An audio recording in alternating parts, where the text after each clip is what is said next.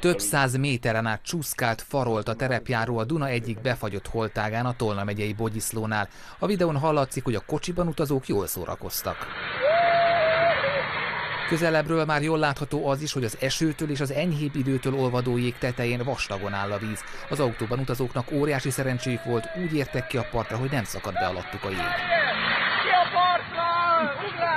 Látható, a partról többen is videóztak és bíztatták a jégen autózókat. A felvételt az autó platóján álló férfi töltötte fel közösségi oldalára azzal a megjegyzéssel, hogy ezek az utolsó téli mókázások. Sikerült beszélnünk a kocsi platóján álló férfival, nyilatkozni nem akart, de annyit elárult, hogy egyáltalán nem féltek, mert olyan vastag volt a jég, hogy még egy tankot is elbírt volna.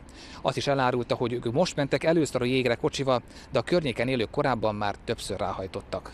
A katasztrófavédelem szerint azonban ez életveszélyes. Hosszú fagy idején még gyalog is veszélyes olyan helyen a jégre menni, ahol azt nem engedélyezték. Olvadáskor pedig végképp veszélyes, különösen valamilyen járművel. Ilyenkor, amikor már olvad az időjárás következtében a jégréteg, ilyenkor fokozottan életveszélyes lehet az, hogyha valaki olyan helyen tartózkodik a jégen, ahol nem megfelelő a vastagság.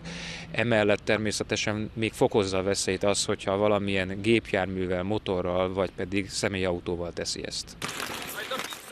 Nem volt szerencséje ennek a másik terepjárósnak, aki alatt január elején szakadt be a Duna jége Budapesten. A kocsiban ketten ültek, a parttól mintegy 20 méterre voltak, amikor elsüllyedtek. A tűzoltók mentették ki őket, egyiküket a mentők kihűlés miatt látták el. Ez a másik felvétel pedig szinte napra pontosan 5 éve készült. Egy Hummeres a Balaton jegén próbált autózni, nem sikerült. Néhány méter után beszakadt alatta a jég, és a kocsi félig elmerült. A sofőr az egyik barátját hívta, hogy segítsen. Ő is a jégre hajtott, az ő kocsija is elsüllyedt. Végül teherautóval húzták ki az autókat a vízből. A szakértők szerint, aki néhány fokos vízbe esik és nem tud kijönni onnan, csak 2-3 percig maradhat életben.